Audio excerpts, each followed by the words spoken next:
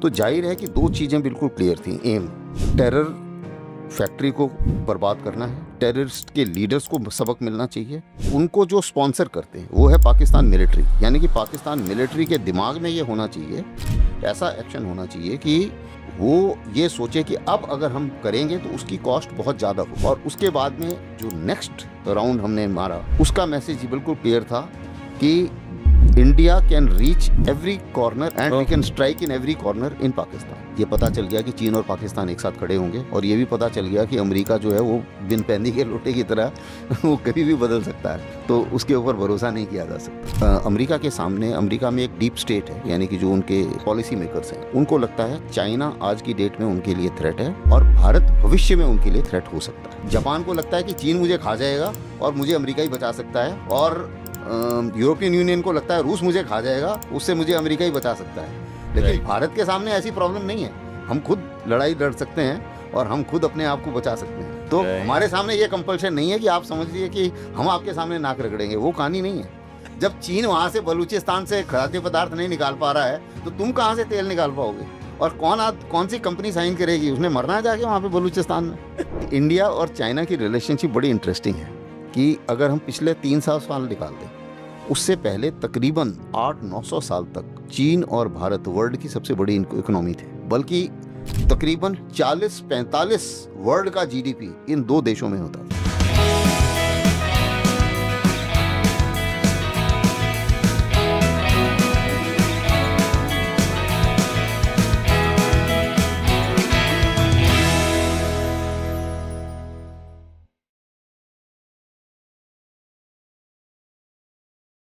Hello दोस्तों, मैं doctor Yogendra Singh Rathore आप लोगों के लिए लाया हूँ इनर वेलनेस ट्राइब का अगला एपिसोड। आज हमारे बीच बेहद स्पेशल गेस्ट मौजूद हैं, शशि अस्थाना जी, मेजर जनरल। तो आज बहुत कुछ इंस्पायरिंग बातें इनकी लाइफ से हम जानेंगे। So please welcome Asthana ji on our show. Thank you so much sir for coming on our show. Thank you for giving me a chance to speak to your viewers. Thank you very much. Sir, आपने 45 years Indian army को सर्व किया। सो ये journey कैसे शुरू हुई? किस चीज़ ने आपको इंस्पायर किया कि आपको भारतीय सेना में जाना है? देखिए, बचपन में एक मॉडेस्ट फैमिली में पैदा हुआ था ठीक। और देहरादून में हुआ था, और देहरादून में इंडियन मिलिट्री एकेडमी है। Yes. तो जो जेंटलमैन कैडेट संडे को घूमने जाते थे उनको हम अक्सर देखा करते थे, तो लगता था कि यार कभी हमें भी ये इस किस्म की यूनिफॉर्म पहननी चाहिए। उसके बाद में जैसे पढ़ाई बढ़ी तो मुझे स्कॉलरशिप मिली, मैं पिलानी चला गया बिरला पब्लिक स्कूल में पढ़ने में। ओके। और वहाँ पे, लेकिन वो पैसे वालों का स्कूल था, वहाँ पे अक्सर ज़्यादातर बिजनेसमैन थे, क्योंकि one of the costliest school था उस समय। हालांकि मुझे तो स्कॉलरशिप मिल गई थी, तो वहाँ पर भी लेकिन ये जुनून गया नहीं। फिर जब पढ़ाई ख़त्म हुई, 12वीं मैंने कंप्लीट की, स्टडीज़ में अच्छा था, सारे कंपटीशन क्लियर करे, मेडिकल वगैरह का भी। लेकिन फिर भी ये रहा, सब उस समय मेरे को मेरे दोस्तों ने बोला सबने कि यार तेरी हाइट इतनी छोटी है तो तू बाकी सब जगह सक्सेसफुल हो सकता है, लेकिन तू आर्मी में सक्सेसफुल नहीं होगा। कहीं ना कहीं मेरे दिमाग में ये बात घर कर गई, तो मैंने बोला नहीं, ये मैं आर्मी में ही जाऊंगा और फिर सक्सेसफुल भी होके दिखाऊंगा। तो फिर मैं आर्मी में गया।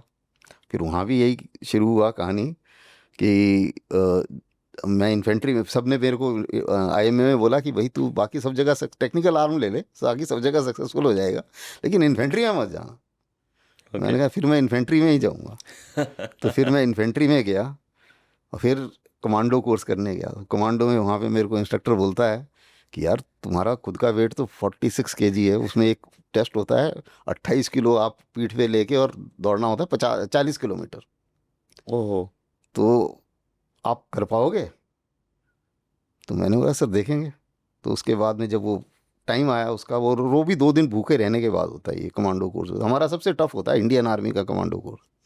तो जब ये हुआ तो दिमाग में ये डिसाइड करा मैंने कि देखो ज़िंदगी में कभी हार नहीं मानी है, या तो मैं either I will die en route और I will complete it. Wow. तो उसके बाद में I completed it. Not only that, I did well in the army at subsequently in life I became DG infantry and the boss of that commando wing also. Wow. So Beautiful. that's how it started. And भगवान की दया से army ने सब कुछ दिया। जी 3 tenures मैंने United Nations में भी किए, काफ़ी सारे फॉरेन असाइनमेंट्स किए ब्यूटीफुल आर्मी के अंदर ही, और लड़ाई में भी रहा, कई सारे ऑपरेशंस देखे जो मेरे स्पैन के टाइम में जितने भी थे, और कारगिल वॉर के टाइम में मैं कमांडिंग ऑफिसर था, तो बड़ी अच्छी जर्नी रही है। ब्यूटीफुल। सो कारगिल के टाइम आप कमांडिंग ऑफिसर थे, कोई ऐसी मेमोरी जो आप जो आज भी आपके बिल्कुल फ्रेश रहती है, if you can share with the audience? हाँ बिल्कुल, अगर आप देखें, सबसे पहले तो कारगिल वॉर एक ऐसी वॉर थी जिसमें हमने एक लड़ाई को एक जगह पर सीमित रखा ताकि जी पूरे देश को उसका भार ना उठाना पड़े, और उसमें जाहिर है कि दुर्गम पहाड़ियों के ऊपर जो पाकिस्तानी आके बैठे थे उनको निकालना था। तो एक वाक़या मुझे याद आता है, क्योंकि हमारे सोल्जर्स के ऊपर ही मेरे को याद आता है, कि एक बार क्या हुआ कि एक मेरा जवान था, सेंट्री ड्यूटी पे था, और उसको काफ़ी सारा एक बस्ट आया और गोलियां लग गई राइट हैंड में बहुत ज़्यादा। तो डॉक्टर ने मेरे को कहा कि सर, इसका दाहिना हाथ काटना पड़ेगा, और अभी काटना पड़ेगा, और यहीं काटना पड़ेगा, नहीं तो ये ज़िंदा नहीं रहेगा और हम इसको हॉस्पिटल नहीं पहुंचा पाएंगे। हम्म तो मैंने कहा ठीक है, अगर ऐसी बात है तो सो बी इट, काटो, लेकिन जब इसको होश आएगा कल, तब मैं इसके सामने होना चाहिए, हम्म क्योंकि मैं डिसीजन ले रहा हूँ। तो वही हुआ, अगले दिन इम्प्यूट किया। अगले दिन जब उसको होश आया तो पट्टी पुट्टी लगी थी, उसको कुछ आइडिया नहीं था क्या हुआ है। तो मैंने उसको बोला कि बेटे, आपका गोली आपको बहुत लग गई थी, आपकी जान तो हम बचा सके लेकिन आपका हाथ नहीं बचा सके। तो उसने एकदम मेरे से लिपट गया, वो थोड़ी देर रोया। उसके बाद पहला सेंटेंस जो उसके मुंह से निकला कि साहब, कुछ और पाकिस्तानी मारने के बाद हाथ कटने से अच्छा होना था। तो ये है जज्बा हमारे लोगों का, हमारे वाह जवानों का। और दूसरा, उसी के बाद फिर मैं उठ के गया, मैंने बोला आपका कोई रिश्तेदार है यूनिट में, ताकि मैं फ़ोन कर सकूं और उसको बुला सकूं। उसने बताया नाम, मैं गया तो मेरे डॉक्टर को बोलता है कि जैसे अस्सियों को हम लोग गांव बुढ़ा बोलते हैं हमारे यहाँ, मैं आसाम रेजिमेंट का हूँ ना, तो उस किस्म की हिंदी है वो, ट्राइबल टाइप हिंदी है। राइट वो बोलता है कि साहब, क्या करेगा, मेरे को रोना आ गया, मैंने गांव बुढ़ा का यूनिफॉर्म भिगा दिया। अभी इमेजिन कीजिए एक आदमी का डेडिकेशन, राइट कि जिसे पता है कि पूरी ज़िंदगी उसको बिना राइट हैंड के रहना पड़ेगा। Right he is not bothered about his right hand, he is still thinking कि मैंने सीओ साहब का यूनिफॉर्म भिगा दिया। हो ऐसा डेडिकेशन पूरे वर्ल्ड में, मैंने सभी आर्मीज़ के साथ नौकरी की है, कहीं नहीं है। सो देयरफॉर हमारे जवान जो हैं और हमारे यंग ऑफिसर्स, उनकी जो जज्बा है उसका कोई मुकाबला नहीं है। लवली। तो एक एक सोल्जर का माइंडसेट कब ट्रांसफॉर्म होता है? बिकॉज जब वो आते होंगे तब तो वो एक नॉर्मल एक पैशन लेकर के आते हैं। क्या चीज़ है जो उसे एक सोल्जर बना देती है? जो ये आपने कहा, this is like iron will जिसे कहते हैं, आई थिंक दैट काइंड नहीं ऑफ विल। बिल्कुल, अभी आप इसी को थोड़ा सा और आगे ले जाऊं मैं। जी ये लड़का है नागा कुकी, ओके और मेरी यूनिट में नागा कुकी भी हैं, मीती भी हैं, और आपको पता है मणिपुर में क्या हो रहा है। राइट लेकिन जब ये यूनिट में आ जाते हैं, ये एक दूसरे के लिए जान देने के लिए भी तैयार हैं। इनकी वाओ इतना क्योंकि यूनिट का एक एनवायरनमेंट होता है। राइट जब इंडियन आर्मी में जो यूनिट है, इन्फेंट्री बटालियन के अंदर इतनी ज़्यादा प्रेम भाईचारा होता है कि वो बाकी सारे फैक्टर्स को ओवरकम कर जाता है। यूनिट राइट की इज्जत, मेरी इज्जत, यूनिट के नाम, और यूनिट के साथ हम जिंदगी भर अटैच रहते हैं। राइट तो इससे बहुत ये जो अभी, और मैं इसी के बारे में बताता हूँ आपको। जी फिर ये लड़के का हाथ, इसका बाद में इसको क्या कहते हैं, हमने भेजा आर्टिफिशियल लिम्ब सेंटर में, वो करा। और उसके बाद अगर आप देखें, हमारे यहाँ एक और ट्रेडिशन है कि हम उसको, जब तक अगर वॉर में कैजुअलिटी हुआ है तो उसको हम कैरी करते हैं। कैरी करने का मतलब है कि नौकरी में रहेगा, वो नौकरी से नहीं जाएगा। तो हमने उसको शेल्टर्ड अपॉइंटमेंट में, सेंटर में, किसी न किसी अपॉइंटमेंट से वो करता रहा आगे। अब इमेजिन कीजिए, नॉर्थ ईस्ट के लोगों के लिए हम काफ़ी बातें करते हैं। इमेजिन कीजिए आज के ज़माने में एक लड़की वहाँ पर मिली जिसने उससे शादी करी, माइनस इज राइट हैंड, वाह। फिर उसकी फैमिली हुई, और कुछ 1-2 साल पहले एक दिन उसका फ़ोन आया मेरे को कि साहब मेरा बेटी आपसे बात करना मांगता है। तो मैंने कहा अच्छा ठीक है, बात कराओ। तो जैसे ही उसने पहला मुंह खोला उसने कि grandpa I want to discuss with you something with you, इतनी खुशी हुई कि ज़िंदगी में उतनी खुशी कई बार कम ही ऐसे मौके होंगे जब ऐसी हुई। ब्यूटीफुल। क्योंकि अब इस चीज़ को जाहिर करता है कि एक सीईओ और जवान के बीच में क्या रिलेशनशिप होती है, और जवान के बीच में क्या रिलेशनशिप होती है। और यही वो जज्बा है जो भारतीय सेना को बाकियों से अलग करता है, Right. और यही वो एक बॉन्ड है जिससे हम कोई से भी कितना भी बड़ा खतरा झेल जाते हैं। So true, so true, beautiful. तो आई थिंक वो जो माइंडसेट है वो इसी बॉन्ड से, वो देश के प्रति तो प्यार है ही, मगर वो जो आपस में साथ एज अ यूनिट रहते हैं, that creates that will. Beautiful sir. So आपकी पर्सनल लीडरशिप फिलॉसफी क्या है? कब पेशेंस रखना चाहिए, कब हिट करना चाहिए? How it is decided? See, army में everybody has his personal style of commanding, right. but then we all are trained to behave in a particular manner, okay. and हम सब जो है उसी मुताबिक आगे चलते हैं। मेरे भी अपने ज़िंदगी में कुछ प्रिंसिपल्स हैं। सबसे पहला प्रिंसिपल ये है कि अक्सर लोग बोलते हैं यार मेरे नीचे वाला ठीक नहीं है, ये उसने ठीक से काम नहीं किया वगैरह वगैरह। मेरे दिमाग में बिल्कुल क्लियर है, एवरीबडी, एवरी ऑफिसर, एवरी जवान under me is 100%, he is good and he can deliver 100%, period. Right. There is no other doubt in my mind. Second is everybody under me must prosper. किसी भी पूरी ज़िंदगी में 45 साल की नौकरी में, और उसके बाद भी मैं अभी काम कर रहा हूँ, अभी भी मैं डायरेक्टर हूँ ओल्डेस्ट थिंक टैंक का इंडिया के। तो आज तक ये मेरा एक प्रिंसिपल रहा है कि कोई भी आदमी जिसने मेरे नीचे नौकरी की है कभी ये नहीं कह सकेगा कि इसके नीचे I did not prosper under him. There is not a single guy who can ever say that I did not prosper under him. Wow. And third is that you work yourself so hard that everybody is tempted to work that hard, कि at least थोड़ी शर्म में ही काम करेगा। और दूसरी चीज़ क्या होती है कि और and it works everywhere. I have worked in international environment में, यूनाइटेड नेशन में मैंने काम किया है, मेरे साथ अमेरिकन्स भी थे, चाइनीज़ भी थे, पाकिस्तानीज़ भी थे, सब किस्म के ऑफिसर के साथ में मैं नौकरी कर चुका हूँ। जितनी मेहनत से और जज्बे से मैं काम करता हूँ, आज तक कभी ऐसा नहीं हुआ कि किसी के साथ मुझे कोई प्रॉब्लम आई हो। जहाँ कुछ भी बोलूँगा वो 100% करेंगे, क्योंकि सबको पता है यार ये खुद ही इतनी मेहनत कर रहा है, तो हम how can we not emulate him, lead by example जो कहते हैं। हाँ, so personal example is True. so these are some of the things which we normally follow, जी। and it has worked for me. I'm sure it works for everybody else. Lovely. अभी recently operation सिंदूर हुआ और अभी operation Mahadev भी। सो दोनों में क्या difference है और क्या चीज़ इनको सक्सेसफुल बनाती है?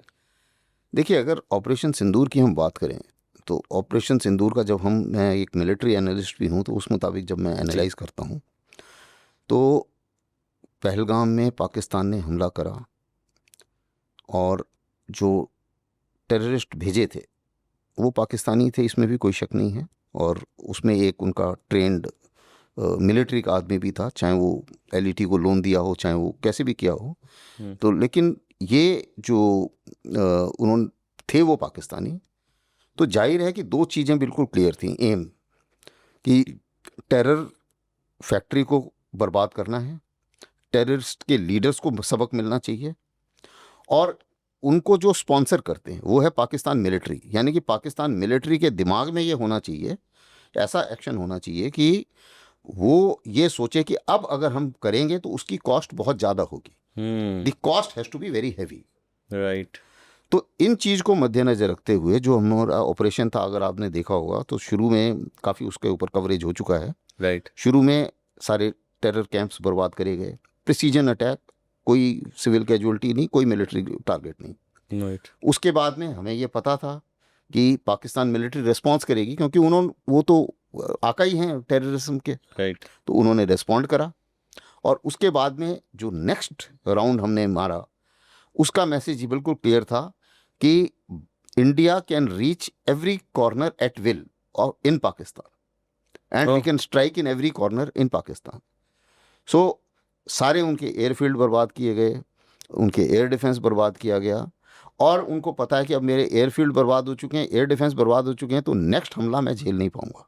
क्योंकि जब ये दोनों चीज़ें बर्बाद हो जाती हैं तो इसका मतलब ये है कि भारत की जो एयर एसेट्स हैं वो आराम से पाकिस्तान में ऑपरेट कर पाएंगे। और दूसरी चीज़, उसमें से एक आध एयरफील्ड जो है उनके न्यूक्लियर एसेट्स के भी नज़दीक था, तो उन्हें ये लगा कि हो सकता है कि शायद अगला हमला न्यूक्लियर एसेट पर ही आ जाए, तभी वो भागे अमेरिका के पास। राइट। तो इसके अलावा जब अमेरिका के पास भागे, फिर जो भी बातचीत हुई, और फिर उन्होंने, उनके डीजीएमओ ने रिक्वेस्ट करा सीज़ फायर के लिए। और फिर दूसरी इम्पॉर्टेंट चीज़ ये है कि आज जितनी भी लड़ाइयाँ हो रही हैं, उसमें जितनी भी पार्टीज़ हैं लड़ाई में, चाहे वो रशिया यूक्रेन है, चाहे इजराइल हमास है, चाहे जितने भी हैं, ये घुस तो गए लड़ाई में, लेकिन निकलने की इनके पास स्ट्रेटेजी नहीं थी। ऑप सिंदूर में ये स्ट्रेटेजी बिल्कुल क्लियर थी कि एम क्लियर है, एम कंप्लीट करके उसके बाद में हमें आगे नहीं बढ़ानी है लड़ाई, क्योंकि उसका कॉस्ट, अननेसेसरीली कॉस्ट बहुत ज़्यादा हो जाता है। True. और दूसरी चीज़ ये है कि आप उसके बाद और बढ़ाए लड़ाई, फिर उसने कुछ बढ़ाया, फिर कुछ और डैमेज हो गया, उसका फिर बदला लो, तो ये साइकिल है जिसको बोलते हैं escalation dynamics, escalation cycle. So if you get into that cycle, it is very difficult to get out from that cycle. So there was a clear cut exit strategy कि this much and no more. सो वो करके उसके बाद में आपने देखा होगा, अगर हम इस एस्केलेशन साइकिल में घुस जाते तो स्टॉक्स भी हमारे जीरो हो जाते, विकसित भारत का सपना में भी सत्यानाश हो जाता, क्योंकि इकोनॉमी को फ़र्क तो पड़ता ही है ना। ट्रू। लेकिन अभी कुछ भी नहीं हुआ, स्टॉक्स एक आध दिन ही डाउन हुए थे, उसके बाद में फिर इम्प्रूव हो गए। जो उन्होंने प्रोपेगेंडा वॉरफेयर चलाया, उसका इफेक्ट एक दो दिन रहा था, एक दो दिन, क्योंकि पाकिस्तान ने बोल दिया जी हम जीत गए और उसको प्रमोशन कर दिया वगैरह वगैरह, वो 2-4 दिन चला। उसके बाद में जब इतनी अच्छी तरीके से सारे वर्ल्ड के सामने वीडियोस आ गए, फोटोज़ आ गई, तो सबको पता चल गया कि ये सब बकवास कर रहे हैं। तो उसके बाद में फिर अपने आप ही स्टॉक्स हमारे इम्प्रूव हो गए। हमारे जो इंडिजिनस इक्विपमेंट था, ये दूसरी बड़ी बात है कि जो हमारा अपना बनाया हुआ इक्विपमेंट था वो बहुत सक्सीड करा, चाहे वो ब्रह्मोस हो, चाहे वो आकाश तीर हो, चाहे एयर डिफेंस सिस्टम हो। कुछ हमारे लीगेसी प्लेटफॉर्म्स हैं, जैसे एयर डिफेंस के थे L-70 गन्स हैं, जू गन्स हैं, ये एक तरीके से कंडम मतलब पुरानी हो चुकी हैं बहुत जी, लेकिन उनके भी लो क्लास ड्रोन्स आए थे काफ़ी कुछ।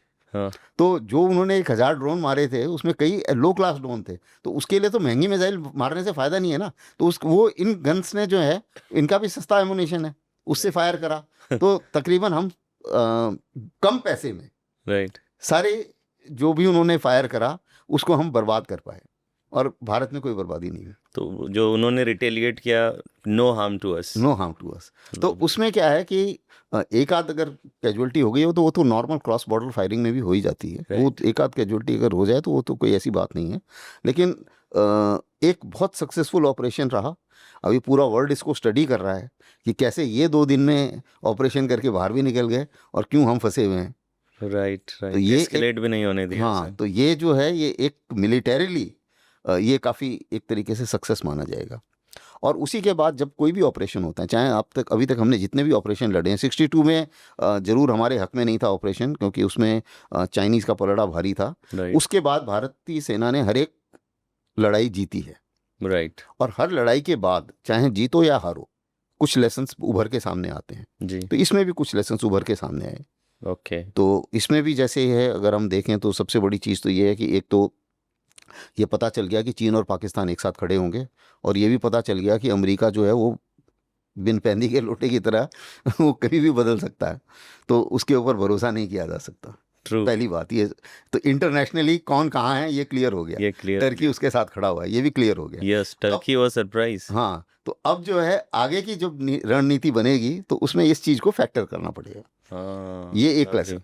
दूसरा लेसन ये है कि भाई हमें, अगर यूरोप बोल रहा है कि 5% जीडीपी का हिस्सा होना चाहिए डिफेंस के लिए, तो हमारा भी अब 2% से काम नहीं चलेगा, 5% तक करना पड़ेगा। 5 नहीं तो कम से कम 3 तो करना ही पड़ेगा अभी, क्योंकि हमें भी बहुत चीज़ें खरीदनी हैं, काफ़ी True. कमियां हैं। Right. जो state of the art aircraft हमारे पास नहीं है, जो 5th जनरेशन का एयरक्राफ्ट नहीं है। Right. पाकिस्तानियों के पास में हैं, हमसे ज़्यादा आधुनिक हवाई जहाज़ हैं। F-16 है उसके पास, और जो चीनी जो जहाज़ हैं वो भी हमसे थोड़े एडवांस्ड कैटेगरी के हैं। तो उस तरफ हमें काम करना पड़ेगा, कैपेसिटी बिल्डिंग करनी पड़ेगी। और एक और चीज़ जो उभर के सामने आई है वो है नैरेटिव बिल्डिंग, इंफॉर्मेशन वॉरफेयर के ऊपर ध्यान देना पड़ेगा। क्योंकि शुरू में आपने देखा कि जैसे 3:35 पे अगर ये अनाउंस हो गया था, ये डिस्कस हो गया था कि भाई हमें सीज फायर करना है, उन्होंने रिक्वेस्ट किया, हमने मान लिया था 3:35 पे। कोई ज़रूरत नहीं थी 5 बजे तक वेट करने की इसको डिक्लेयर करने के लिए। अगर हम 4 बजे डिक्लेयर कर दे तो ना प्रेसिडेंट ट्रंप उसमें ट्वीट करते, ना ये झमेला होता, ना दुनिया भर में हम लोग जस्टिफाई करते रहते। तो वो जो है एक लेसन लर्न है कि नैरेटिव वॉर में ये है कि भाई आप किसी को इनिशिएटिव नहीं दे सकते। इस बार क्या हुआ, हमने बोल दिया जी भारत और पाकिस्तान के बीच में समझौता हुआ कि 5 बजे डिक्लेयर करेंगे। उस 1.5 घंटे में उसने प्रेसिडेंट ट्रंप को ब्रीफ कर दिया पाकिस्तान ने, और ट्रंप ने जाके ट्वीट कर दिया। तो उसने अपना बीच में, वो उसको तो आदत है, वो तो बोलता है मैं कोका कोला में भी मैंने रिवाइव कर दिया वो उसके वो तो जो कोई भी ऐसी चीज़ नहीं है। अभी भारत ने बोला नहीं है कि हम जो है ये रशिया से ऑयल लेना बंद करेंगे। हमने बोला है, हम बोल रहे हैं कि हम जहाँ हमें सस्ता मिलेगा हम लेंगे। वो बोल रहा है कि नहीं, मैंने सुना है कि भारत सोच रहा है कि मैं रशिया का ऑयल लेना बंद कर दूँ। तो ट्रंप तो जो बोलते हैं उसके ऊपर मुझे नहीं लगता है किसी को विश्व में कोई विश्वास करेगा। लेकिन सवाल ये है कि उन्होंने बोला और उनको मौका मिल गया, तो वो उसमें जो है इंफॉर्मेशन वॉरफेयर स्ट्रेटजी में हमें ध्यान करना पड़ेगा। और भी चीज़ें हैं, जैसे कैसे वर्ल्ड मीडिया को वो करना है, कुछ एक ऑर्गेनाइजेशन क्रिएट करनी पड़ेगी, प्रोसीजर्स क्रिएट करने पड़ेंगे। So currently we don't have that. नहीं, currently we have in some manner, but I think it needs to be improved. It needs to be improved. Okay. So these are the lessons. After every war, you learn lessons. True. And then only you can improve. Otherwise, you don't improve. If you don't learn lessons, you don't improve. True. So we might as well learn lessons and improve. Lovely. So operation Sindoor के बाद में US से जो हमारा relationship है, तो specially पिछले कुछ महीनों में जो आम नागरिक जो बाहर से देखता है कि Trump looks very reactive and वो डेप्थ नज़र नहीं आती, रिएक्टिव चीज़ें चलती हैं। सो अभी क्या फ्यूचर है इंडिया यूएस रिलेशनशिप का?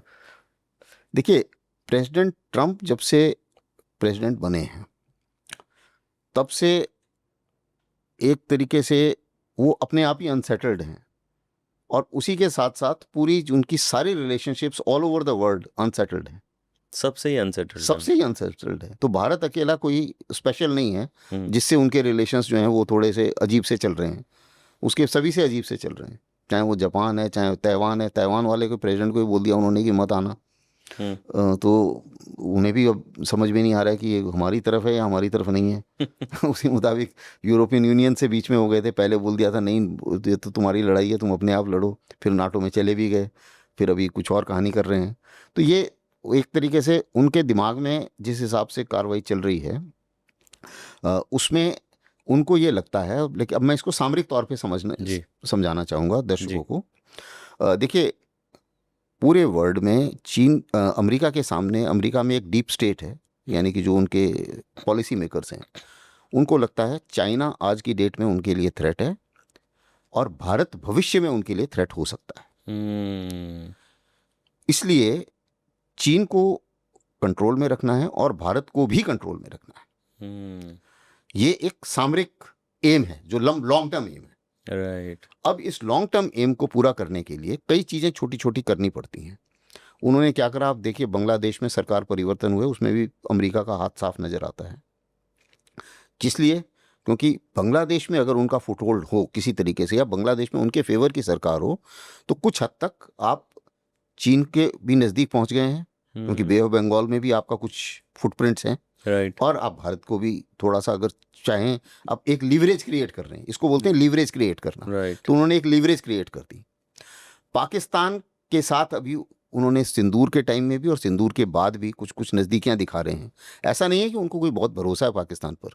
ये एक लीवरेज क्रिएट करने की तैयारी है ट्रू। कि भारत के अगेंस्ट एक लीवरेज कि भाई you please behave as per what I want you to behave. मतलब उनका इनडायरेक्ट मैसेज ये है कि भारत वो करे जो मैं चाहता हूँ, अगर नहीं करेगा तो मैं आपको उधर से थोड़ी तकलीफ आपकी तकलीफ बढ़ा आ सकता है। यस, तकलीफ बढ़ा सकता हूँ। राइट। तो ये एक इनडायरेक्ट लीवरेज का मैसेज है। अब उन्होंने आप देखिए जो जो किया। अब जहाँ तक टैरिफ के सवाल है, उसके टैरिफ में भी उन्होंने जो हमारे से भारत के साथ अभी हालात चल रहे हैं, यस, एक तो कहता है ट्रेड वाला कारण। तो ट्रेड वाले कारण में क्या था कि भाई हमारे यहाँ टैरिफ ज़्यादा है, लेकिन ज़्यादा जिन चीज़ों पे है, सबसे पहले तो हमारे जितने भी टैरिफ हमने अमेरिका पे लगाए हैं वो WTO के तहत है, पहली बात। उसके लेकिन जो ट्रंप टैरिफ लगा रहे हैं वो WTO की परमिसिबल लिमिट से बाहर है। ओके। दूसरी चीज़ क्या है कि भारत में उनको ये भारत के साथ कंपेयर करना ये गलत बात है, क्योंकि भारत जो पर कैपिटा GDP के हिसाब से हम G20 में सबसे गरीब देश हैं।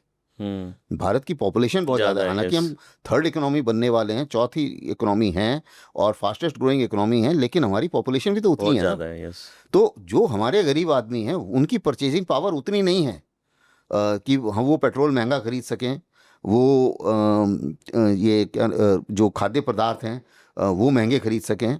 ये उनकी वो नहीं है, उनकी ताकत में नहीं है। तो हमें ये यकीन करना पड़ेगा कि पेट्रोल अगर खरीदना है तो जहाँ से सस्ता मिलेगा वहीं से हम खरीदेंगे, चाहे वो अमेरिका हो, चाहे रूस हो, चाहे सऊदी अरेबिया हो, जो मर्जी हो। राइट। और इसके ऊपर हमें अपने ऊपर अंकुश लगाने की ज़रूरत नहीं है, पहली बात। दूसरी चीज़ ये है कि हमारे जो 45% वर्क फोर्स है वो एग्रीकल्चर से आती है, पोल्ट्री के से काम करती है।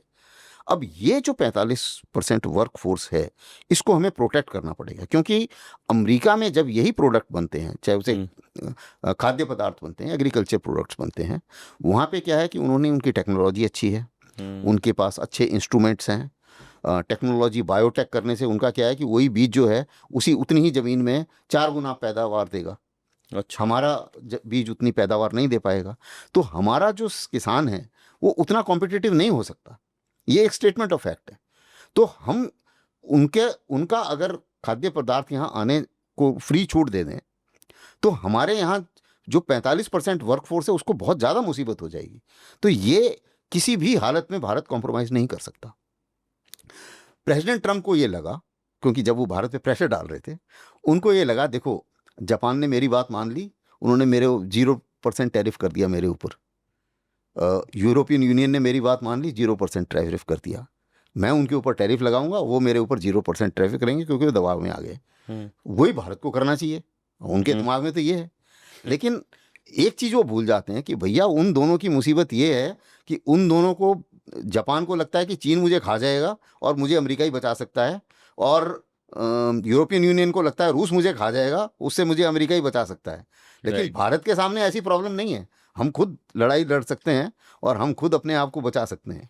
तो हमारे सामने ये कंपल्शन नहीं है कि आप समझिए कि हम आपके सामने नाक रगड़ेंगे, वो कहानी नहीं है। तो भारत जो है, भारत के साथ में ये सोचना कि वो भी ऐसे झुक जाएंगे जैसे बाकी झुक गए हैं, और क्योंकि वो झुक नहीं रहे हैं तो अभी मैं बोल दूंगा जी पाकिस्तान में तेल मैं कर दूंगा। अरे भैया पाकिस्तान में तेल है ही नहीं, 0.02% तेल है पाकिस्तान में वर्ल्ड का, और पाकिस्तानी को खुद नहीं पता कि वहाँ तेल है। दूसरी चीज़, वो तेल है बलूचिस्तान में। जब चीन वहाँ से बलूचिस्तान से खाद्य पदार्थ नहीं निकाल पा रहा है तो तुम कहाँ से तेल निकाल पाओगे? और कौन सी कंपनी साइन करेगी? उसने मरना है जाके वहाँ पे बलूचिस्तान में। तो वो तो फालतू की बात कर रहे हैं वो। लेकिन ये है कि बात वो करने के लिए कि अब एक तो वो इसलिए भी चढ़ गए हैं कि यार मैंने टैरिफ लगाया, ये तो बड़े अजीब से आदमी हैं, ये तो कुछ बोल भी नहीं रहे, और इन्होंने बोल दिया जी हम सोच रहे हैं, हम देखेंगे आराम से और हम इसको स्टडी करके फिर आगे बात करेंगे क्या करना है। और ये तो ये भी नहीं बोल रहे हैं, भारत ये भी नहीं बोल रहा है कि नहीं प्लीज़ हटा दीजिए टैरिफ, ऐसी भी कोई कहानी नहीं है। तो अब वो भी इसलिए भी रेस्टलेस हो रहे हैं वो, यार मैंने ये सब कर दिया, ये तो डरे ही नहीं, मैं तो डरा रहा था इनको। तो अब ये कहानी चल रही है उनकी। तो जहाँ तक मेरा अपना मानना है कि देखिए 2-3 चीज़ें, इसको अब सामरिक तौर पे ले जाते हैं फिर से। चीन उनका सबसे बड़ा प्रतिद्वंदी है आज की डेट में, राइट। बिना भारत के वो चीन को टैकल नहीं कर सकते। आज नहीं तो कल उनको भारत की तरफ मुख मोड़ना ही पड़ेगा। ट्रू। अगर वर्स्ट केस सिनेरियो ये है कि प्रेसिडेंट ट्रंप अगर वो 2-2.5 साल 3 साल जितनी भी उनकी प्रेसिडेंटशिप है, हो सकता है कुछ समय, हो सकता है जल्दी उलट जाएं, हो सकता है थोड़ा लेट उल्टे, हो सकता है ना उल्टे। नेक्स्ट जो गवर्नमेंट आएगी वो अपने आप करेगी। लेकिन इतना जरूर है, क्योंकि अगर वो नहीं उल्टे तो चीन भी खार खा के बैठा हुआ है, और अभी उन्होंने ब्रिक्स को धमकी दी है, तो ब्रिक्स कंट्रीज सारे के सारे जो हैं उनके फेवर में नहीं है। तो अगर ब्रिक्स कंट्रीज जो हैं वो एक साथ जुड़ जाते हैं और चीन के साथ में अमेरिका के साथ में दो दो हाथ करने लगते हैं, या एक तरीके से उनके दबाव में नहीं आते, तो अमेरिका के लिए बहुत भयानक मुसीबत होने वाली है। दूसरी चीज़ ये है कि अभी तक उनकी समझ में, अमेरिकियों की समझ में ये नहीं आ रहा है, बल्कि लोग कह भी रहे हैं, ऐसी बात नहीं है, वहाँ पे काफ़ी मैं डिस्कशन करता रहता हूँ अमेरिका में भी काफ़ी, कि जितने भी ये टैरिफ लगेंगे, पैसे तो अमेरिकन्स नहीं देने हैं ना भाई। टैरिफ लगने का मतलब है वहाँ का प्रोडक्ट महंगा होगा, तो नुकसान ये है कि भाई भारत के लिए नुकसान ये है कि भाई हमारा लेस कॉम्पिटिटिव हो गया। तो यानी कि जो हमसे कम टैरिफ वाला है उसको ज़्यादा मार्केट में थोड़ा सा एक्सेस मिल जाएगा, यही हुआ हमें नुकसान। तो ये कैलकुलेशन इस तरीके से है कि हमारी जीडीपी में मुश्किल से 0.2 का फर्क पड़ेगा। राइट। लेकिन वो भारत झेल सकता है, क्योंकि पहले भी हम झेल चुके हैं। जब हमने न्यूक्लियर बम फोड़ा था तो सैंक्शन उन्होंने लगाई थी, कुछ फर्क पड़ा था, झेल लिया था हमने, अभी भी झेल सकते हैं, कोई परेशानी नहीं। राइट। लेकिन अमेरिका, पैसे तो अमेरिकन ने देने हैं ना। तो अब दूसरी मुसीबत क्या है कि ट्रंप के सामने एक और प्रॉब्लम आ गई है। उन्होंने क्या करा कि अभी एक वो ना बिग ब्यूटीफुल बिल एक साइन करा। वो बिग ब्यूटीफुल बिल क्या था कि उन्होंने टैक्स माफ कर दिया, क्योंकि इलेक्शन के टाइम में प्रॉमिस किया, और जिन जिन लोगों से पैसे लिए हैं उनके भी टैक्स माफ कर दिए, टैक्स माफ हो गया। अब वो है 5 ट्रिलियन डेट में चले गए। Oh my God. अब वो 5 ट्रिलियन डेट जो है वो पूरा होगा टैरिफ से। अब टैरिफ से पूरा कौन होगा? वो थोड़ी देगा जिसने प्रोड्यूस किया है, वो देंगे अमेरिकन्स। राइट। तो एक हाथ दे और दूसरी हाथ ले, एक हाथ ले और दूसरी हाथ दे। तो वही वाली कहानी होगी कि उन्होंने टैक्स बेनिफिट दे दिया, लेकिन इन्फ्लेशन बढ़ेगा और उसी पैसे से उनका जो है अमेरिकन्स ने पैसा देना है, जो भी बढ़ेगा टैरिफ लगने के बाद बढ़ेगी। क्योंकि हर चीज ओवरनाइट अमेरिका पैदा नहीं कर सकता। जो चीज़ बाहर पैदा हो रही है वो हो रही है, क्योंकि उसके कुछ फैक्टर्स होते हैं। कोई मिनरल कहीं पैदा होता है, किसी जगह पे लेबर फोर्स चीपर होती है। तो ये एक नेचुरल ट्रेड डायनेमिक्स है जिसको चेंज नहीं किया जा सकता। ये डिमांड एंड सप्लाई पर चलती है, वो ट्रम्प की दादागिरी पे नहीं चलेगी। ट्रू। तो अब वो अपनी दादागिरी से अगर इसको चेंज करना चाहें तो कुछ समय तक वो हल्ला कर सकते हैं, लेकिन उसके बाद में ये अपने आप जमीन पे आना पड़ेगा। ब्यूटीफुल। इंडो चाइना रिलेशनशिप किस तरीके का है, कैसे ये इवॉल्व होगा? बिकॉज आपने पीएचडी भी उसी टॉपिक पे की है, तो अगर उसको आप थोड़ा बता सकें गहराई में। देखिए, इंडिया और चाइना की रिलेशनशिप बड़ी इंटरेस्टिंग है जी। और इसमें अगर मैं आपको बताऊं, और बल्कि देशवासियों को भी ये बताना चाहूँगा कि अगर हम पिछले 300 साल निकाल दें, उससे पहले तकरीबन 800-900 साल तक चीन और भारत वर्ल्ड की सबसे बड़ी इकोनॉमी थे। तकरीबन 800 साल तक, 800 ईयर्स तक वर्ल्ड में, बल्कि तकरीबन 40-45 वर्ल्ड का जीडीपी इन दो देशों में होता था। वाह। तो अब ये जो दो देश हैं, इनकी जो इनर स्ट्रेंथ है, पॉपुलेशन स्ट्रेंथ है, ह्यूमन रिसोर्स इतना ज़्यादा है कि इन्होंने उभर के ऊपर आना ही है, और उसमें इन दोनों देशों का कंपटीशन है। उस कंपटीशन को हम निकाल नहीं सकते, पहली बात। दूसरी चीज़ क्या है कि जब भारत आज़ाद हुआ, जितनी भी बॉर्डर के ऊपर एग्रीमेंट हुए हैं वो हैं ब्रिटिश इंडिया और तिब्बत के बीच में। अच्छा। स्वतंत्र भारत और चीन के बीच में, जो पीपल्स रिपब्लिक ऑफ चाइना है, कोई भी एग्रीमेंट नहीं है। ओके। बल्कि सिर्फ वो है नॉर्मल जो 20 बॉर्डर पीस ट्रैंक्विलिटी एग्रीमेंट है, लेकिन बॉर्डर को डिमार्केट करने के लिए कोई एग्रीमेंट नहीं है। तो इस चीज़ को मद्देनजर रखते हुए एक तरीके से आप ये समझ लीजिए बॉर्डर डिस्प्यूट है, उसको हम नकार नहीं सकते। अच्छा, दूसरी चीज़ क्या हो गई है कि बॉर्डर डिस्प्यूट जो हमारी है वो काफ़ी सॉलिडिफाई हो गई है। सॉलिडिफाई का मतलब दोनों साइड स्टांस बहुत हार्ड हो गया है। अब हर जगह दोनों के अपने अपने विचार हैं, जो मैं थोड़ा सा बता दूं, क्योंकि सबको समझ में आता है कि यार चीन क्यों नहीं मानता या बॉर्डर क्यों नहीं रिजॉल्व हो जाता, तो वो बहुत कॉम्प्लेक्स है, क्यों रिजॉल्व नहीं हो जाता, उसी को मैं थोड़ा समझाने की कोशिश करता हूँ। देखिए, जब आती है बात कश्मीर की, अक्साई चीन वगैरह पूरा जी। एरिया का, महाराजा हरि सिंह ने इंस्ट्रूमेंट ऑफ एक्सेशन हमें साइन किया, तो उस हिसाब से पूरा का पूरा कश्मीर हमारा हो गया। राइट। अब वो पूरा का पूरा कश्मीर हमारे में क्या हुआ था कि जब कश्मीर की बाउंड्री बन रही थी, तो हरि सिंह ने, उनका एक सर्वेयर होता था जॉनसन, तो जॉनसन को बोला भैया तो एक मेरे को मैप बना के दो हमारी रियासत का। तो उसने मैप बनाया रियासत का, तो वो मैप जो है उसमें जॉनसन लाइन को उसने बॉर्डर बनाया, उसके हिसाब से अक्साई चीन हमारा है, राइट, उस जॉनसन लाइन के हिसाब से। राइट। अब वो जॉनसन लाइन चीन को या तिब्बत को कभी कन्वे ही नहीं हुई। ओके। अब लेकिन क्या है कि चीन के पास भी ऐसा कोई लीगल डॉक्यूमेंट नहीं है कि वो एरिया उनका है। चीन तो तिब्बत, ये एरिया तो तिब्बत का था, चीन ने तिब्बत के ऊपर कब्जा किया। अब जब चीन ने तिब्बत के ऊपर कब्जा किया, और उस समय जो भी हमारे प्राइम मिनिस्टर थे, उनको ये चाहिए था कि भाई हम आपका तिब्बत के ऊपर कब्जा तब रिकॉग्नाइज करेंगे जब आप जितनी ट्रीटी हमारी साइन हुई हैं ब्रिटिश इंडिया और तिब्बत के बीच में, आप उन्हें रिकॉग्नाइज करें। अगर आप उन्हें रिकॉग्नाइज नहीं करते तो हम आपको रिकॉग्नाइज नहीं करेंगे कि आप तिब्बत जो है वो भी चीन है। हमने उसको रिकॉग्नाइज कर दिया, ये एक बड़ी गलती हो गई। अच्छा। अगर वो गलती नहीं होती तो सिचुएशन कुछ और होती। अब क्या हुआ कि क्योंकि वो रिकॉग्नाइज कर दिया, चीन अब बोलता है कि भाई वो तो बॉर्डर मैं मानता ही नहीं, जो ब्रिटिश इंडिया और उसके बीच में है, जो साइन हुआ था तिब्बत के बीच में, वो अभी नल एंड वॉइड है, वो उसको नहीं मैं मानता। तो वो ना मैकमोहन लाइन मानते हैं, ना वो जॉनसन लाइन मानते हैं। अच्छा। अब मैकमोहन लाइन भी जो है उसमें भी बड़ा डिस्प्यूट है। क्या कारण क्या है कि मैकमोहन लाइन एक जो बड़ा सा जो मैप होता है ना, लार्ज स्केल मैप, उसके ऊपर लाइन बनाई थी किसी ने, ब्रिटिश ने लाइन बनाई थी तिब्बत के साथ बात करने की, और उसमें भी डिस्प्यूट चल रहा था। उन्होंने बोला लड़ाई खत्म हो जाए, सेकेंड वर्ल्ड वॉर, फिर इसको सॉर्ट आउट करेंगे। सेकेंड वर्ल्ड वॉर खत्म हुआ, वो डिस्प्यूट खत्म नहीं हुआ। अब वो जो मैकमोहन लाइन है, वो उस मैप को आज के मैप पे ट्रांसलेट करते हैं तो वो तकरीबन 3 किलोमीटर चौड़ी लाइन है। अच्छा। तो 3 किलोमीटर चौड़े में क्या है कि कुछ पहाड़ियां उधर की लगता है कि इधर हैं, वो चाइना, इंडिया बोलता है हमारी हैं, वो बोलते हैं हमारी हैं। राइट। तो उसी में आप ये देखिए, जैसे डोकलम का एरिया हो गया, यांगसे का एरिया हो गया, ये इस किस्म की जो डिस्प्यूट चलती रहती है वो इसीलिए है क्योंकि हम भी जाके पेट्रोलिंग करते हैं, वो भी पेट्रोलिंग करते हैं, क्लैश हो जाता है। तो अब वो भी बोलते हैं जी आप हमारी टेरिटरी में घुस गए, हम बोलते हैं आप हमारी टेरिटरी में घुस गए। तो ये रोज की कहानी होगी।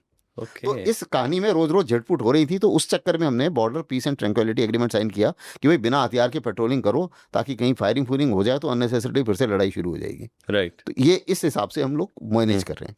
अब आप देखिए कि भारत में सिचुएशन क्या है कि क्यों हम अब जवाहरलाल नेहरू के टाइम में फिर क्या हुआ कि चीन ने एक काम करा, तकरीबन 1959 में जवन लाइन ने एक लाइन बनाई मैप के ऊपर, और वो जवाहरलाल नेहरू को दी कि भैया ये बॉर्डर होगा। जवाहरलाल नेहरू ने उसको नहीं माना और भारतीय सेना को बोला कि भाई तुम आगे जाके थोड़ा और पिकेट्स ऑक्युपाई कर लो। वो बना कारण 62 वॉर का। अच्छा। और उसके बाद में जब 62 वॉर शुरू हुई, उसको फॉरवर्ड पॉलिसी बोलते हैं। राइट। जब 62 वॉर शुरू हुई तो वो उस जगह तक आए जो मैप उसने चौवनलाई ने बना के दिया था, चाइना वाले ने।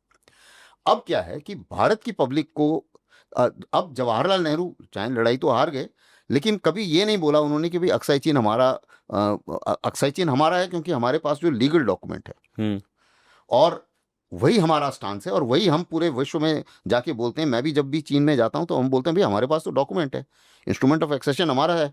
अगर प्रॉब्लम थी तो आप हरि सिंह के साथ सॉर्ट आउट करते हैं ना, हमें थोड़ी हमारे साथ क्यों सॉर्ट आउट कर रहे हो, आप उनके साथ करते फिर बातचीत। राइट। तो ये हमारा स्टांस है और एक मजबूत स्टांस है हमारा। लेकिन चीन का अलग स्टांस है। चीन का स्टांस ये कि देखो मैंने आपको 59 में बॉर्डर दिया, आप माने या नहीं माने, तो मैंने जबरदस्ती आपको मनवाया 62 में, और उन्होंने अपनी जनता को बता दिया कि भैया यही बॉर्डर है। अब भारत की तरफ से उस समय जवाहरलाल नेहरू इसको नहीं मान सकते। उन्होंने वो सोचा कि अगर मैं उनकी चीन की बात मानता हूं तो मैं इलेक्शन हार जाऊंगा, सब बोलेंगे जी मातृभूमि के साथ समझौता कर दिया, मेरा इलेक्शन गया। वो चीज तब से लेके आज तक वो चलती आ रही है। कोई भी पॉलिटिकल लीडरशिप उससे समझौता नहीं कर सकती, क्योंकि जैसे ही समझौता करेगी अपोजिशन खा जाएगा कि जी ये तो आपने समझौता कर लिया। वही चीज उधर के लिए है लागू। वहां पर भी क्या है कि जो ये क्या जो उन्होंने चौवनलाई वाला बॉर्डर है, वो उन्होंने जनता को बता दिया कि जी ये हमारा बॉर्डर है। अब हम्म, उससे आप 1 इंच पीछे जाके देखो, चाहे शी जिनपिंग हो चाहे कोई और हो, वो मानेंगे नहीं वहाँ पे।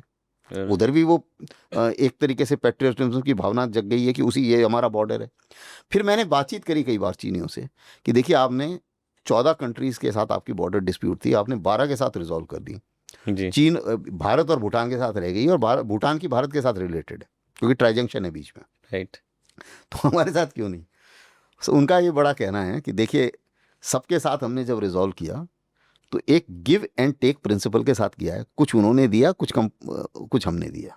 राइट, भारत के साथ सिचुएशन ये है कि जब भारत के साथ नेगोशिएशन होती है, भारत कहता है भैया मुझे सब कुछ दे दो जो मैं क्लेम कर रहा हूँ और मेरे से कुछ मत लो, अच्छा, क्योंकि वो पॉलिटिकली एक्सेप्टेबल नहीं है। वही चीज़ चीन में है। चीन भी यही कहता है कि भैया मुझे सब कुछ दे दो जो मैं क्लेम कर रहा हूँ और मुझसे कुछ मत लो। अच्छा, तो ये ऐसा डेडलॉक है जो इतनी आसानी से टलने वाला नहीं है। राइट, पहले डेंग जियाओपिंग ने एक बार बोला भी था कि भैया दिस इज़ टू कॉम्प्लेक्स, मेरी जनरेशन तो नहीं कर सकती, मैं तो फ्यूचर जनरेशन्स के ऊपर छोड़ रहा हूँ कि वो आप इसको सॉर्ट आउट कर लें तो कर लें, मेरे से मैं तो नहीं करूँगा। राइट, तो ये दोनों साइड का स्टांस है। और इस चीज़ को मद्देनज़र रखते हुए अब आप देखिए कि भारत की जो पोजीशन है वो ये है कि भारत पूरे वर्ल्ड में एक अकेला ऐसा देश है जिसके 2 एडवर्सरी हैं, दोनों न्यूक्लियर हैं और दोनों आपस में एक दूसरे से जुड़े हुए हैं और दोनों के साथ हमारा बॉर्डर डिस्प्यूट है, वो है चीन और पाकिस्तान। इसलिए भारत की जो पॉलिसीज़ हैं वो पूरे विश्व से अलग होंगी। अमेरिका बोलता है जी आप पूरी तरह हमारे साथ आ जाइए। क्यों आ जाइए भैया? नहीं हो सकता ना ये। राइट, और उसी मुताबिक चीन भी के नज़दीक भी हम नहीं जा सकते क्योंकि कई बार उन्होंने धोखा दिया है और धोखा देते रहते हैं वो। अब आप देखिए अभी जो ये हुआ था स्टैंड ऑफ के भी 2 वर्जन हैं, क्योंकि मैं दोनों जगह का वर्जन स्टडी कर चुका हूँ। जी, हमारा वर्जन ये है कि वो बिना नोटिस के हमारे बॉर्डर पर आ गए और उन्हें नहीं आना चाहिए था, border peace and tranquillity agreement के मुताबिक। हमारा वर्जन भी बिल्कुल सही है, कोई गलत नहीं है इसमें, सही बात है। राइट, चीनी ये कहते हैं, अपनी जनता को उन्होंने ये बताया हुआ है कि देखिए भारत ने फौज इकट्ठी करी बॉर्डर के पास, हम तो पीछे बैठे हुए थे, जो कि वो पीछे काफी पीछे रहते थे। तो जब उन्होंने इकट्ठी करी तो हम जाके सीधा सिर्फ हम अपनी बॉर्डर पर गए हैं, हमने और आगे नहीं गए कहीं। अच्छा, अब ये उनका अपनी जनता को कन्विंस करने का तरीका है और उनकी जनता कन्विंस्ड है इस बात से। ऑब्वियसली वो तो होंगी, हाँ, Yeah. सो इन चीज़ों को, इसलिए ये जो बॉर्डर डिस्प्यूट है ये कॉम्प्लेक्स हो जाती है। अब आती है बात, क्या हम चीन के साथ संबंध कैसे बेहतर कर सकते हैं या क्या कर सकते हैं? मेरा अपना मानना है कि बॉर्डर डिस्प्यूट तो इतनी आसानी से रिजॉल्व नहीं होगी। वो भी, उनको भी पता है कि वो भारत का कोई और हिस्सा नहीं ले सकते। हमें भी पता है कि भारत के जो लड़ाई किसी हमारे ना उनके हक में ना हमारे हक में है, True. ना वो चाहते हैं ना हम चाहते हैं, सीधी सी बात है। लेकिन ये ज़रूरी है कि हम जितना हिस्सा हमारे पास है, क्योंकि अगर उन्होंने कोई भी एग्रीमेंट नहीं माना तो इसका मतलब बॉर्डर एक तरीके से उसकी कोई खास अहमियत नहीं है। जितना आपके पास ज़मीन है वो आपके पास है, Right. अगर आप वहाँ पर नहीं हो तो वो ज़मीन नहीं है। राइट, इसलिए हम बोलते हैं कि भाई इन्फेंट्री की संख्या मत कम करो और वहाँ पर जो है हमें ऑन ग्राउंड में पूरा ऑक्युपाई करके बैठना ही पड़ेगा, क्योंकि आप Right. ऑक्युपाई करके बैठिए चीन कुछ नहीं कर पाएगा। हाँ, क्योंकि डोकलाम में भी आपने देखा वो रोड बना रहे थे, हम अड़ गए बीच में तो नहीं कर पाए कुछ। राइट, तो ये पॉलिसी लेके हमें चलना पड़ेगा, फॉरवर्ड पॉलिसी। वो भी करते रहते हैं अपना कि वो गांव के साथ विलेज बना रहे हैं क्लेम बढ़ाने के लिए, तो हमने भी शुरू कर दिया है, वाइब्रेंट विलेज प्रोग्राम बन गया है हमारा भी, तो हम भी वही शुरू कर रहे हैं। तो ये जो कश्मकश है ये चलती रहेगी। वो कभी मैप निकाल देते हैं, नाम डाल देते हैं, उससे कोई फ़र्क नहीं पड़ता, क्योंकि अरुणाचल हम ना देंगे ना उन्हें पता है कि हम ले पाएंगे, सीधी सी बात। राइट, तो ये तो ऐसे ही चलेगा। अब बात आती है, लेकिन चीन ने 80 से देके अभी तक इकोनॉमिकली बहुत ज़्यादा प्रोग्रेस करी, टेक्नोलॉजिकली बहुत ज़्यादा प्रोग्रेस करी, राइट, और कई चीज़ें ऐसी हैं जिनके ऊपर हमारी चीन के ऊपर काफ़ी डिपेंडेंसी, चाहे वो मशीन्स हो, चाहे वो एपीआई हो फार्माक्यूटिकल्स के, चाहे वो रॉ मटेरियल हो, चाहे वो कई टेक्नोलॉजी सेवी इक्विपमेंट हो, हाई टेक्नोलॉजी वाले इक्विपमेंट जो हैं उसमें भी कई चीज़ें हैं जो उसमें वो उनको बढ़त हासिल है। राइट, और वो हमें चाहिए, अगर हमें विकसित भारत बनना है तो वो चीज़ें हमें चाहिए, उससे हम पूरी तरीके से नकारा नहीं कर सकते। राइट। तो एक तरीके से इकोनॉमिकली एंगेजमेंट जो है वो हमें करते भी रहना पड़ेगा, क्योंकि सेकंड लार्जेस्ट ट्रेडिंग पार्टनर है चीन आज की हालत में भारत का, तो वो भी करते रहना पड़ेगा। तो एक तरीके से ये बड़ा बैलेंसिंग एक्ट है जिसमें हमें नेविगेट करना है, विश्वास भी नहीं करना है चीन के ऊपर, अपनी बॉर्डर पर अपनी सुरक्षा भी पूरी रखनी है और दबना भी नहीं है, लेकिन साथ के साथ जहाँ पर कॉमन इंटरेस्ट है वहाँ पर व्यापार भी करना है। राइट।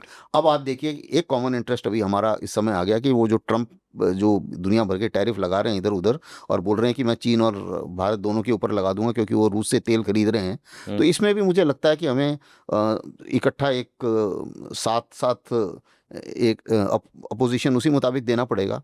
इसीलिए मैंने भी लेख लिखा है अभी ये जो टैरिफ के ऊपर, तो उसमें मैंने यही कहा है कि फार्मर और ये एग्रीकल्चर और डेयरी इसमें हमें कोई कॉम्प्रोमाइज़ नहीं करना चाहिए, ऑयल में हमें कोई कॉम्प्रोमाइज़ नहीं करना चाहिए और वेट करनी चाहिए, उसको लगाने दो सैंक्शन, वेट करो जब तक। एक इनके 10 दिन का उन्होंने दिया हुआ है ना एक रशिया को नोटिस कि भाई 10 दिन के बाद में मैं सेकेंडरी सैंक्शन लगाऊंगा जिसमें भारत और चीन भी शामिल हो जाते हैं।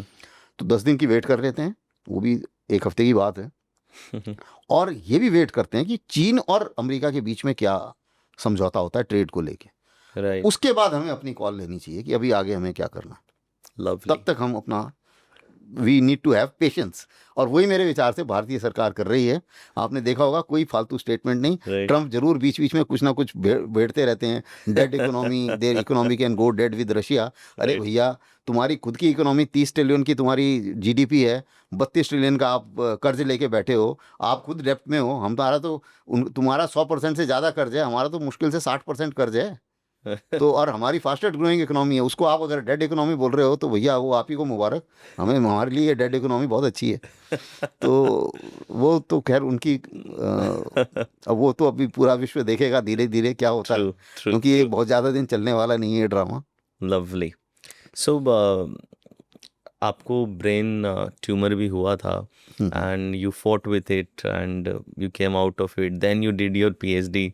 सो ऐसी सिचुएशंस में वो एक एटीट्यूड और mindset of a fighter, how you manage that when you went through that episode? जब हम लोग when we do commando course, commando में एक लाइन है that firstly you don't give up, right. Number one, never give up. When the going gets tough then the tough gets going, right. that is the motto. Right. Secondly, every pain and defeat is in your mind. If your mind accepts it, then it is there, otherwise it is not there. If your mind doesn't accept that there is a pain, then there is not pain. True. So जब मेरे को ये brain tumour हुआ, 3 मेरी दिमाग की surgeries हुई थी, पैरालाइज हो गया था मैं, उस समय मैं ऑफिशिएट कर रहा था डीजी इन्फेंट्री,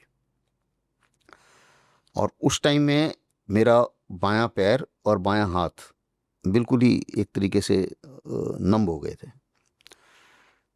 तो उसके बाद में मुझे जैसे ही होश आया उसके 1-2 दिन के बाद में मैंने एक्सरसाइज शुरू कर दी थी। ओके। और उसके बाद मैंने उनको बोला कि भैया मेरे को आप 6 घंटे 7 घंटे जितनी मर्जी एक्सरसाइज कराओ, मैं ना नहीं बोलूँगा, लेकिन मुझे खड़ा होना है और आप जो मर्जी करो।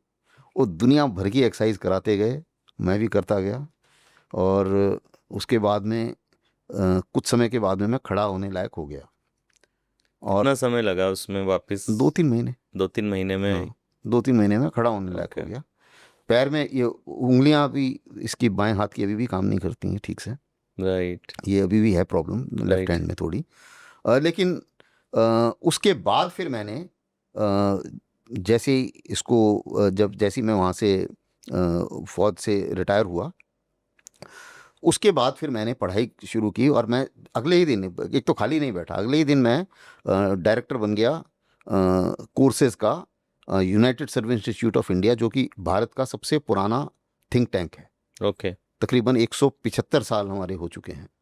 वाओ। इतना पुराना थिंक टैंक है हमारा। तो वहाँ पर मैं मिलिट्री ऑफिसर्स का कोर्स चलाता हूँ, आर्मी का, नेवी का, एयरफोर्स का, तीनों का, और अलग अलग प्रमोशन एग्ज़ाम्स के लिए कोचिंग करता हूँ, कॉम्पिटिशन्स के लिए कोचिंग करता हूँ। तो ये मेरा जारी हो गया। साइड बाय साइड मैंने जेएनयू में एडमिशन लिया पीएचडी करने के लिए, वाह। और फिर मैंने पीएचडी करी और मैंने खूब सारे फिर लिखना शुरू करा। फिर धीरे धीरे लेख मेरे पब्लिश होते गए, फिर वर्ल्ड में सभी इम्पोर्टेंट मैगजीन्स में पब्लिश होने लगे, फिर मैं टीवी में आने लगा। फिर आज की डेट में वर्ल्ड में कोई ऐसा टीवी चैनल नहीं है जो फेमस है जिसमें मैं नहीं गया हूँ, चाहे वो बीबीसी हो, अल जज़ीरा हो, सीएनएन हो, कोई भी, सभी में मैं जा चुका हूँ।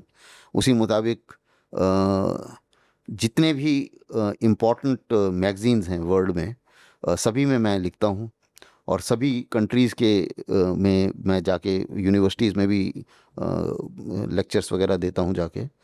तो धीरे धीरे एक उस चीज़ को मैंने दरकिनार कर दिया कि मेरे को पैरालिसिस हुआ था, और उसके बाद में मैं फिर से जुट गया उसी में, और भगवान की दया से अभी तक वही कर रहा हूँ। ब्यूटीफुल। सो जब ये एपिसोड हुआ उसके बाद में आपका ज़िंदगी को देखने का नज़रिया या हेल्थ और लाइफ उसको लेके कुछ चेंज आपने फील किया? नहीं डिड यू फील द नहीं, मैं बताता हूँ चेंज? आपको, बड़ा इंटरेस्टिंग चीज़ है। जी अभी जो आर्मी चीफ हैं वो मेरे सबॉर्डिनेट थे उस समय। जी। तो जैसे ही मैं हॉस्पिटल से वापस आया तो उन्होंने मेरे पास एक फ़ाइल भेजी, और उस फाइल में मैंने 4-5 गलतियां निकाली। हम्म, तो उन्होंने बोला, सर हम तो सोच रहे थे कि अभी आप थोड़ा रिलैक्स करोगे, आप तो वहीं पे अभी तो लग रहा है कि आपका दिमाग और तेज हो गया। राइट। तो जो जज्बा मेरा काम को लेके जी ऑपरेशन से पहले था, जबकि पूरा भविष्य फौज के अंदर ही मेरे साथ बरकरार था, जी। और जब ऑपरेशन के बाद था, जब मुझे पता था कि अभी मेरा और प्रमोशन नहीं मिलेंगे, उसमें 0% चेंज था। राइट। यानी कि जो और इंस्पिरेशन हम लेते हैं, मैं वापस जाता हूँ उसी जवान के ऊपर। देखिए हमारे जवान जो हैं, जिस समय वो लड़ाई में जाते हैं, वो ये सोच के नहीं जाते कि मुझे देश क्या देगा, वो तो अपना काम करते हैं। Yeah. और जैसे ये आदमी जिसकी मैंने आपको बात करी, उसको थोड़ी पता था कि कोई क्या करेगा उसके लिए, राइट। लेकिन उसने अपना एक वक्तव्य किया ना।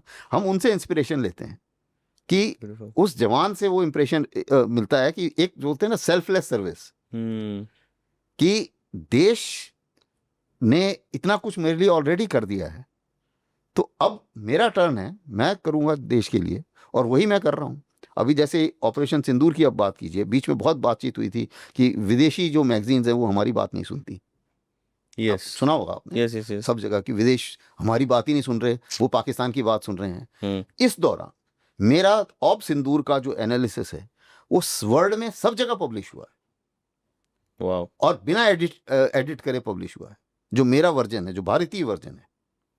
लवली। तो ये एक छोटा सा एक मेरी तरफ से कोशिश है, देश के लिए कंट्रीब्यूशन है, कि मैं अपनी बात फॉरेन मैगजीन्स में पब्लिश करता हूँ। ज़्यादातर मेरे ज़्यादातर आप देखेंगे, आपने देखा होगा, जी। लेख जो हैं वो फॉरेन मैगजीन्स में काफ़ी पब्लिश हो रखे हैं। सो आज के युवाओं के लिए ऐसी 2-3 आपकी वैल्यूज़, जिन वैल्यूज़ पे आप जीते हैं अपनी लाइफ, अगर आप युवाओं के लिए शेयर कर सकें? बिल्कुल, मैं तो सभी युवाओं को यही बताना चाहूँगा कि देखिए, ये मत सोचिए कि देश ने आपको क्या दिया, आप क्या देश को दे सकते हो, पहली बात। दूसरी चीज़, भारत एक, हमें गर्व होना चाहिए अपने देश के ऊपर, जैसा है वैसे ही। इस दुनिया में कोई भी ऐसा देश नहीं है जो जहाँ पे रामराज चल रहा है, जहाँ पे हर चीज़ फिट है, और ऐसा भी कोई देश नहीं है जहाँ हर चीज़ गड़बड़ है। लेकिन भारत ने जो कुछ भी पिछले 70-80 सालों में किया है वो एक मिसाल है। और हर चीज़ परफेक्ट नहीं है, लेकिन उसको परफेक्ट करना जो है वो आपकी और हमारी जिम्मेवारी है। और सो ब्यूटीफुल। इसीलिए जो कुछ भी, जिस लेवल पर भी आप हो, जिस फील्ड में आप हो, दिल लगा के काम करो, और जो भी आपको लगता है कि ये गलत हो रहा है, जिस पोजीशन पर आप हो, उस जगह पर उसको रोको और उसको सुधारने की कोशिश करो। अगर आप सुधारते हैं उसको, और हर एक आदमी अगर पूरे इंडिया में यही सोच ले, तो जाहिर है कि हमें विकसित भारत बनने में ज़्यादा देर नहीं लगेगी। क्योंकि भारत एक ज़मीन का टुकड़ा नहीं है, भारत आप हैं, मैं हूँ, हम सब मिलके एक भारत बनाते हैं। We are India. So beautifully said. So thank you so much Asthana sir, आप इस शो में आए एंड इतना डीपली आपने चीज़ों को एक्सप्लेन किया. I think audience is going to love that. Thank you so much for coming. Thank you very much for inviting me. Thank you, Thank sir. you. I enjoyed the talk. Thank you. Thank you.